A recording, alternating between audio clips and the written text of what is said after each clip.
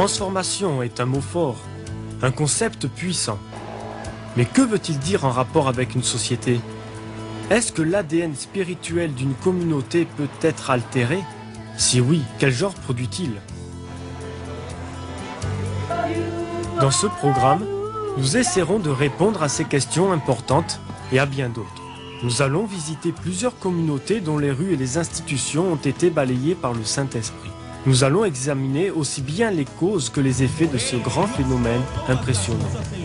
Pour faire ce voyage, nous allons rejoindre le chercheur George Otis Jr., un homme qui a passé des années à étudier les signes qui mènent à la transformation d'une communauté. La transformation d'une communauté est un concept avec lequel beaucoup de chrétiens se battent. Mais d'où vient cette difficulté? Ma propre observation est qu'elle vient en grande partie des limitations de notre propre expérience de la vie. Demandez aux chrétiens s'ils ont expérimenté un réveil spirituel. La plupart vous diront oui. Demandez s'ils sont certains qu'une grande croissance de l'Église peut se produire et ils vous citeront des exemples spécifiques. Mais ce que personne n'a expérimenté, au moins dans le monde occidental, c'est une transformation profonde et étendue de sa communauté. C'est pourquoi nous nous imaginons que cela est impossible à atteindre. Mais ceci, est-ce une conclusion valable? Je vous invite à parcourir avec moi 4 communautés qui ont été dramatiquement changées par la puissance du Saint-Esprit. Ces 4 communautés illustrent fort bien ce qui peut se passer quand Dieu vient dans une ville.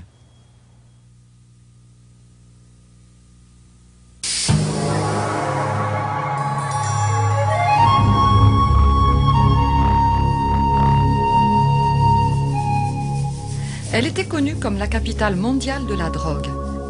Il faut ajouter à cela la violence, la corruption et toutes sortes de péchés que l'on peut imaginer. La violence était à son paroxysme. L'Église ressentait la pression de ce qui se passait autour d'elle. Alors voilà l'Amazonie, qui est l'Amazonie de Colombie, du Brésil et du Pérou. On y trouve beaucoup de laboratoires de cocaïne. Marcy et Randy Macmillan sont des vétérans qui ont vécu à Cali pendant plus de 20 ans. Ils ont passé au moins 10 ans à l'ombre des seigneurs de la drogue dans cette ville. Ils ont vu les effets dévastateurs du contrôle impitoyable de la mafia. Et cela se passait juste de l'autre côté de leur maison. Lorsque l'argent illicite de la drogue a commencé à se déverser dans la ville de Cali dans les années 80, les seigneurs de la cocaïne ont déménagé dans le voisinage des Macmillan et ont acheté des blocs entiers de maisons luxueuses. Hé, Randy, cette maison-là à droite semble vraiment étonnante. Ce mur doit avoir une hauteur de 15 à 20 mètres. Et qui est-ce qui vivait là? Voici, c'est ici la famille Oruela Rodriguez, les chefs de la mafia de Cali. Lorsqu'ils étaient les maîtres de cette ville par la production et l'exportation de la cocaïne, ils avaient un chiffre d'affaires de 500 millions par mois. Bénéfice pour un seul mois. Mais pour leur sécurité, il leur fallait obligatoirement des grands murs, tant ils vivaient dans la peur.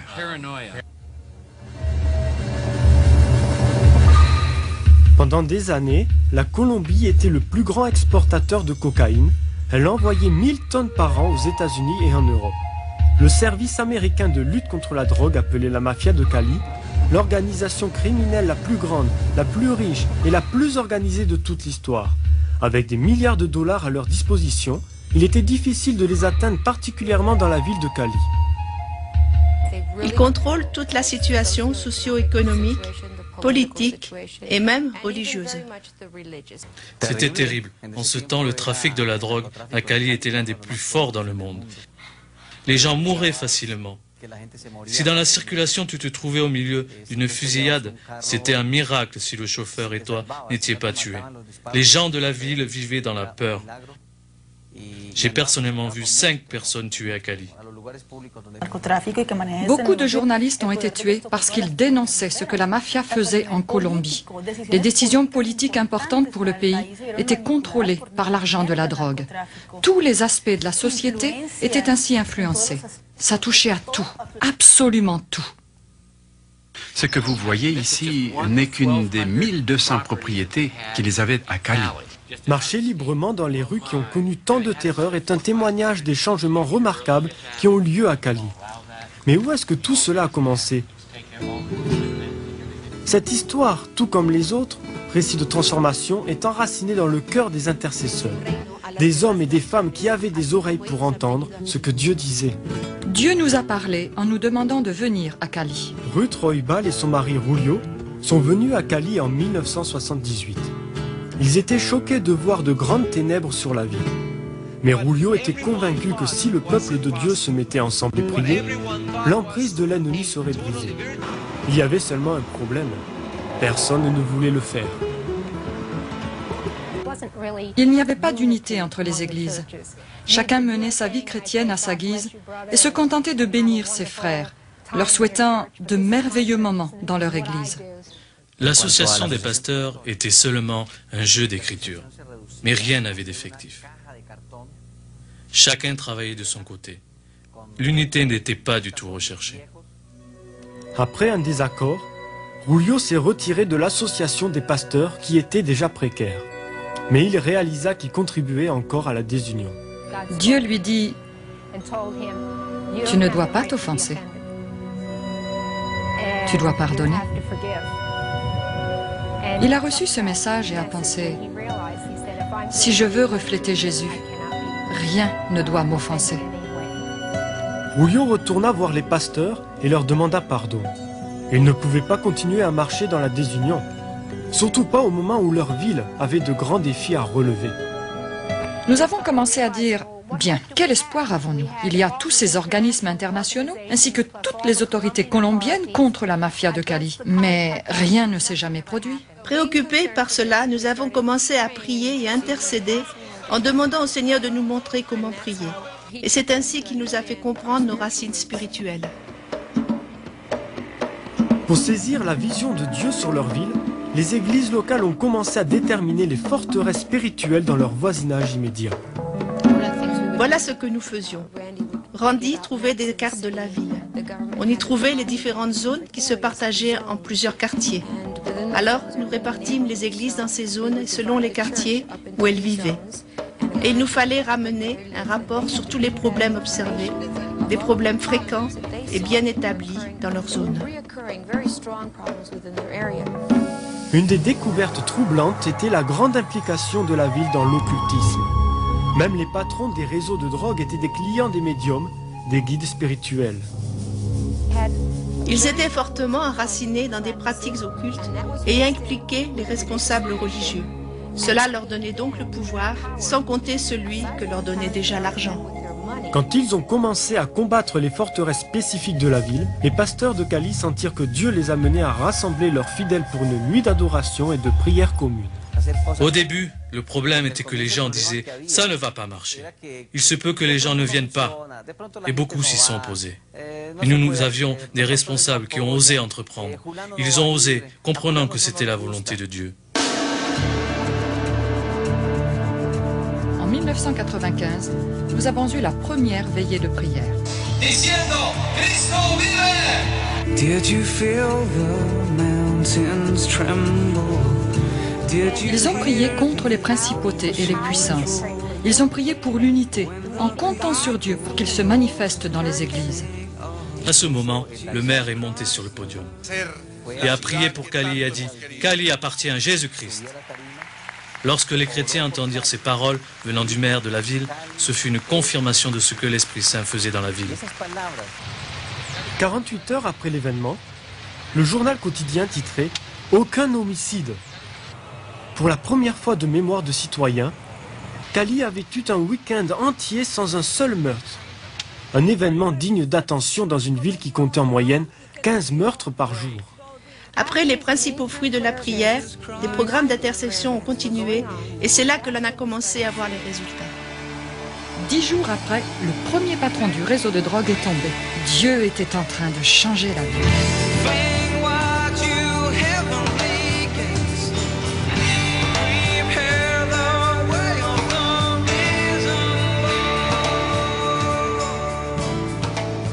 Encouragés par l'élan spirituel produit par la première veillée de prière, les responsables d'église ont décidé de louer le plus grand stade de la ville le stade Pascual Guerrero, qui compte 55 000 places assises.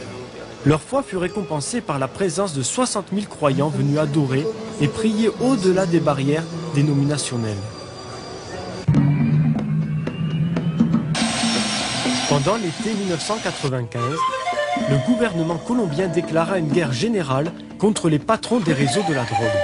6500 commandos d'élite furent disséminés dans Cali avec l'ordre d'arrêter les chefs de la mafia. Il y avait 7 chefs importants de réseaux de drogue. 6 sont tombés au cours des 9 mois durant lesquels nous avons vraiment commencé à prier ensemble.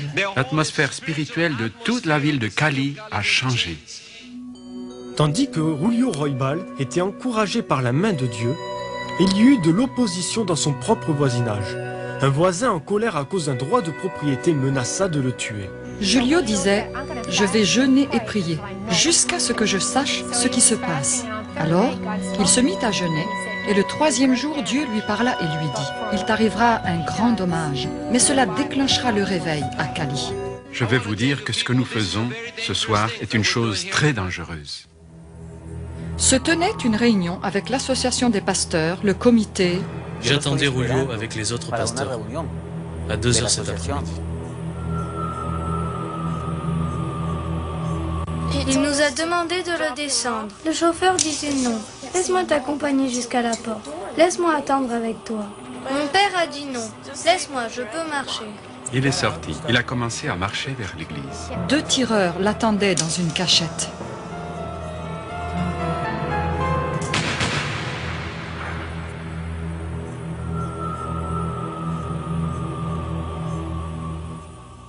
C'était la dernière fois que je le voyais.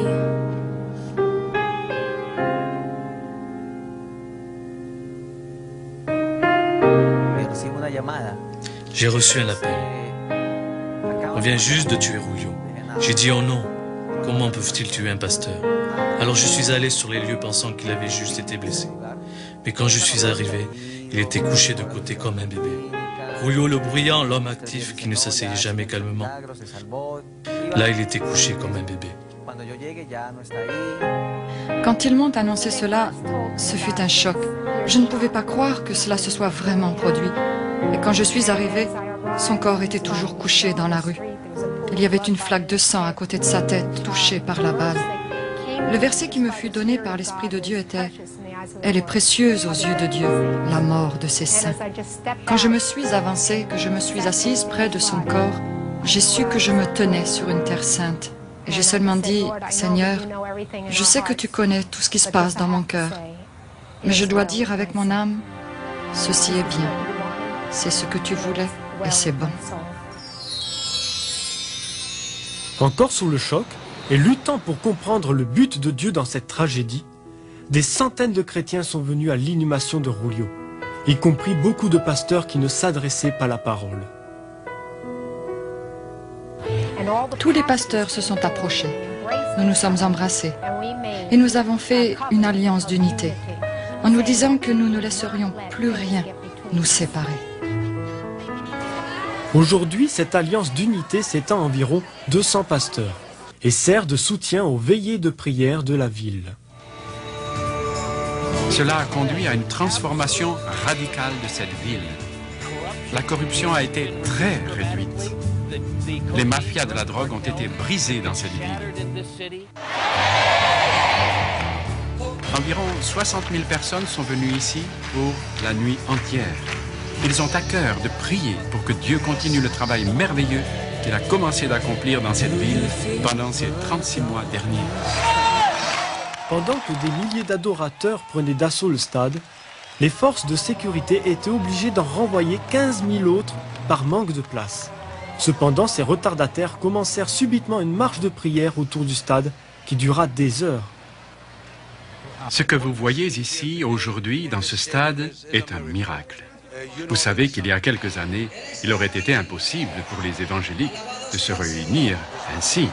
Mais Dieu est en train de bâtir son Église et nous allons satisfaire ce besoin au nom de Jésus. C'est ce qui se passe aujourd'hui en Colombie. Il faut que les pasteurs et les intercesseurs aux États-Unis, en Europe et partout dans le monde soient témoins de cet événement. C'est ce que Dieu est en train de faire de nos jours. And we can see that God you're moving, a mighty river through the nation, and young and old will turn to Jesus. Bring wide you heavenly gates, prepare the way of the risen Lord. Pendant que le royaume de Dieu est venu sur Cali, beaucoup de personnalités sont parvenues à une relation personnelle avec Christ. Rafael Arojo Gámez est le principal chroniqueur sportif de Colombie. Depuis de nombreuses années, il couvre les championnats de football à partir du stade. Je suis ici aujourd'hui parce qu'il y a 6 mois, j'ai connu Jésus et je l'ai reçu comme mon sauveur. Depuis ce temps, je l'adore et je le loue. Quelle comparaison pouvez-vous faire entre l'enthousiasme que l'on trouve pendant les veillées de prière et celui des matchs de foot? Il n'y a aucune comparaison. Pendant les matchs de football, il est normal d'entendre quantité de sifflements et de cris. Ici, on se réjouit du fond du cœur. Avez-vous été un homme heureux ces 6 derniers mois? Quelle différence! J'ai été changé. Je suis très joyeux. Muy gozoso. Very different. I haven't changed. I am very joyful. It's a different life. Mario Inet est un avocat et un orateur dont les programmes radiophoniques sont diffusés dans toute l'Amérique latine. Après avoir cherché la paix dans différentes organisations du Nouvel Âge, il est finalement venu à Christ. À partir de ce moment, j'ai commencé à trouver une vraie paix intérieure. Je crois que même si je suis un bébé spirituel, la réponse est là dans la Bible. Je sens que j'ai perdu 41 ans de ma vie, mais je sais maintenant que Dieu a un plan pour moi. La nouvelle passion de Mario est d'apprendre les voies de Dieu et de le servir par les médias. Je comprends que Dieu est en train de me dire, tu ne dois plus servir Dieu selon ta vision, mais selon celle de Dieu. Et j'ai dit oui, qu'il en soit ainsi, Seigneur. Ce que tu veux, mais utilise-moi, je veux te servir. Ceux qui ne sont pas sauvés parviennent à la conclusion. Qu'avons-nous ici? Où allons-nous? Quel espoir y a-t-il encore? La corruption règne, la fraude, et tout se termine obligatoirement par une impasse. Et maintenant, ces mêmes personnes disent, il doit y avoir une réponse, il doit y avoir une réponse. Et si l'Église répond, il y a une solution, alors se produit une explosion. Même les autorités de la ville reconnaissent les effets positifs de l'Évangile. Les autorités disaient au président de l'association des pasteurs, « Hé les gars, écoutez, nous avons besoin de plus de serviteurs de Dieu dans le gouvernement. Nous avons besoin de gens honnêtes comme vous. » Et le maire avait dit, « Je ne peux pas vous facturer l'utilisation du stade parce que vous nous rendez service. » Maintenant, il voit une église qui apporte quelque chose de positif. Quand les églises locales ont voulu offrir un changement spirituel à la fête traditionnelle de Cali, un festival de 10 jours accompagné de boissons et de débauches, les autorités ont accepté. Non seulement ils donnaient gratuitement aux chrétiens le vélodrome de 22 000 places assises, mais ils s'engageaient à prendre en charge la publicité, la sonorisation et la sécurité. Cette nouvelle ouverture à l'évangile est en train d'affecter la société à tous les niveaux. Aujourd'hui, ce n'est plus une chose étrange d'avoir le Seigneur dans nos vies quotidiennes. La classe aisée reconnaît qu'elle a besoin de Jésus dans sa vie. Elle ne voit pas cela comme quelque chose de ridicule. Auparavant, elle pensait que c'était une plaisanterie. C'était la plus mauvaise chose que vous puissiez évoquer dans une conversation. Aujourd'hui, on peut parler de Dieu. Et tout le monde vous respectera et s'intéressera à vos paroles. La croissance explosive de l'Église se produit dans toute la ville, sans tenir compte des barrières dénominationnelles. Demandez aux pasteurs de définir leur stratégie et ils vous diront « Nous n'avons pas le temps pour planifier. Nous sommes très occupés à tirer les filets dans la barque. Le nombre de fidèles grandit. Une Église a plus de 35 000 membres. » Ils ne peuvent pas entrer tous en même temps. Alors le dimanche, ils ont 7 services. Ils ont un culte à 7 heures le matin, un autre à 9, à 11, à 1 heure, à 3, à 5 et à 7 heures la nuit. Quelle explosion, et particulièrement dans cette église. Est-ce que les choses se passent ainsi dans d'autres églises de la ville? Oui, ça se passe aussi dans d'autres églises. Presque chaque église grandit dans la ville de Cali. Il y a partout une faim de Dieu. Vous pouvez le voir dans les bus, dans les rues. Vous pouvez parler à n'importe qui et n'importe où. Les responsables d'église croient que cette fin spirituelle est le résultat direct de leur unité et de leur ardente prière. Ce processus continue avec la repentance et la réconciliation qui balaient toutes les barrières de l'évangélisation. Je crois que l'Église est maintenant très unie et que ce ne sont pas simplement ces problèmes qui ont rapproché les gens de Dieu, mais c'est Dieu lui-même qui a agi dans la ville. Il est intéressant de voir le Seigneur choisir la ville de Cali, une ville qui était contrôlée par de l'argent sale, par des chefs de la mafia et par la corruption. Le choix de cette ville n'était pas certain, mais Dieu l'a choisie spécialement. Et je crois que Dieu a fait cela à bon escient, pour montrer au monde entier et aux autorités des villes de ce monde que Dieu peut transformer une communauté si celle-ci se repent. Le réveil que Julio Roybal a prophétisé avant sa mort a commencé. Sa famille, en célébrant l'unité retrouvée de l'Église et les foules qui viennent à Christ, est réconfortée et honorée pour y avoir contribué. Nous nous sommes rendus compte que Dieu nous avait confié à nous la plus grande chose que personne ne pourrait jamais faire. Et cela ressemble au martyre pour Christ. Nous avons réalisé aussi la responsabilité que nous avons d'exalter son nom, car nous savions que Dieu était en train de faire quelque chose de plus grand encore.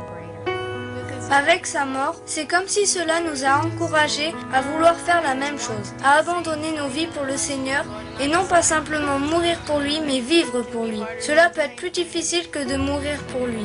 Est-ce que vous sentez que quelque chose de la vision de votre Père est en train de vivre et de passer en vous?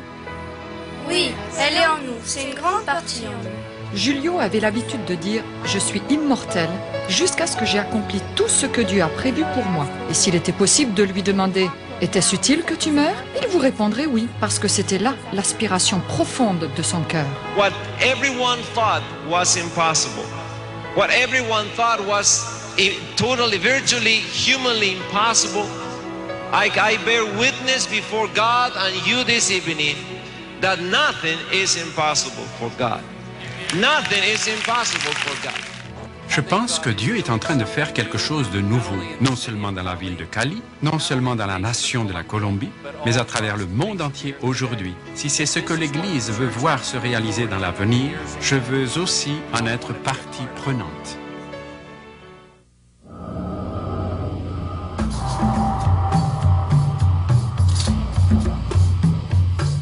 Kiambu est une ville qui avait un sombre passé.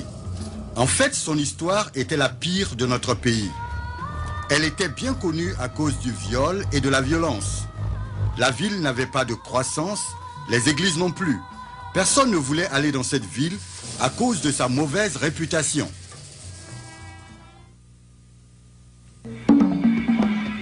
À la fin des années 80, cette banlieue de Nairobi est devenue un des lieux les plus dangereux du Kenya. Les bars étaient plus nombreux que les églises et les boutiques. En raison de l'alcoolisme, le taux de crime à Kiambu était le plus élevé de toute la nation. Personne, et particulièrement les femmes, n'osait sortir dès que la nuit tombait. Les fonctionnaires payaient des pourboires pour éviter leur affectation à Kiambu. En dépit des nombreuses années d'efforts dans cette ville de 65 000 habitants, aucune église n'a jamais pu croître au-delà de quelques douzaines de membres. Comme l'un des pasteurs le dit, nous prêchons l'évangile ici, mais les hommes ne sont pas sauvés. Le Seigneur nous a parlé à mon épouse et à moi en 1988 en nous disant de venir à Kiambu et d'y implanter une église. Les serviteurs de Dieu itinérants, Thomas et Margaret Mouti, n'ont pas été effrayés lorsque Dieu les a appelés dans la ville de Kiambu. Ils savaient que l'implantation d'églises dans ce cimetière de ministère ne serait pas facile. En fait, les collègues pasteurs à Nairobi pensaient que cette idée était de la folie. Et ils n'hésitaient pas à le dire. Mais les Mouti s'étaient rendus compte que pour réussir, ils devraient identifier et combattre la source de l'oppression spirituelle de Kiambu. La Bible dit dans Éphésiens chapitre 6 verset 12 que nous ne luttons pas contre la chair ni contre le sang, mais contre les puissances, les principautés. Ainsi notre problème, ce n'était pas les habitants de la ville, mais les œuvres du diable au milieu des hommes. Pourquoi les garde-t-il dans cette voie? Pendant 6 mois, les Moutis s'étaient consacrés à la prière fervente et à la recherche. Alors, nous avons demandé à Dieu, quelle est la racine du problème? Nous avons prié, nous avons jeûné. Le Seigneur nous a montré un esprit de sorcellerie qui reposait sur cet endroit. Ils ont découvert que beaucoup de choses qui se passaient à Kiambu étaient liées à une puissante femme nommée Mama Jane. Bien qu'elle se dise chrétienne et qu'elle ait appelé sa maison de divination Clinique Emmanuel, ses affaires étaient de la pure sorcellerie. La clientèle de Mama Jane comprenait les grands hommes d'affaires et les leaders politiques de la ville en quête de pratiques de divination. Se rendant compte que Kiambu était entre les mains des forces puissantes et mauvaises, les Moutis ont commencé à chercher Dieu. Après 6 mois, nous avons eu l'assurance dans notre esprit que la puissance spirituelle qui régnait sur la ville avait été vaincue.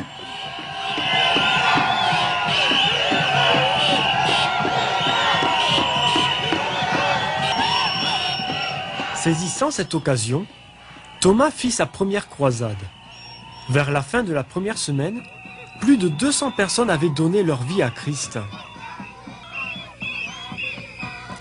Sans tarder, les guérisons et les conversions devinrent des choses communes.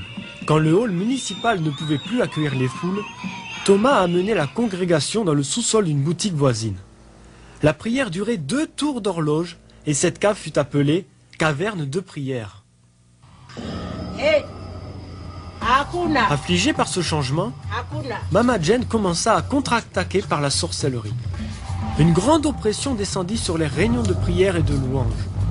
Elle resta jusqu'à ce que les anciens découvrent les œuvres de Mama Jane en dehors de l'église. Ayant réalisé qu'ils avaient affaire à des forces démoniaques, les croyants prirent autorité sur la situation. Un matin, nous avons simplement levé les mains et nous avons prié pour 2 choses. Que Mama Jane soit sauvée ou qu'elle quitte la ville. En quelques jours, Mama Jane fut dépossédée de sa puissance. Elle fit ses bagages et quitta la ville dans les semaines qui suivirent. Dès que cette puissance de sorcellerie qui était sur Kiambu fut brisée,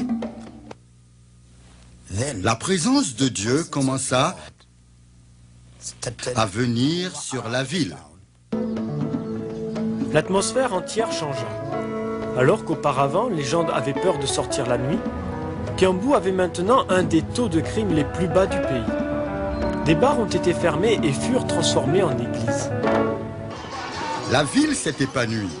Nous avons vu un changement réel. Et avec la présence de Dieu, il y a naturellement beaucoup de bouleversements. Ce que nous voyons aujourd'hui, c'est la prospérité.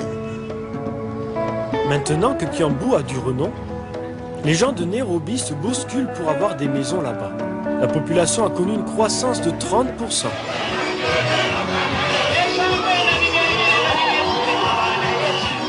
Les conversions aussi ont progressé. La caverne de prière de Kiambu, connue sous le nom d'église de la parole de foi, a atteint plus de 5000 membres. C'est bien pour une ville où la moyenne des fidèles dans les églises allait de 30 à 40 personnes.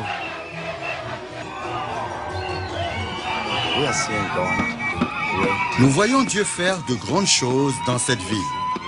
Nous voyons des vies changées, des criminels, des prostituées et toutes sortes de personnes venir à Jésus. Comme Thomas l'a dit rapidement, la recette pour le succès continu passe par la prière. Prier, c'est communiquer avec Dieu. C'est aussi simple que cela. C'est parler à Dieu qui a la puissance de changer les situations. Maintenant, il y a beaucoup de prières dans cet endroit qui nous aident non seulement à maintenir ce que nous avons gagné, mais encore à gagner du terrain.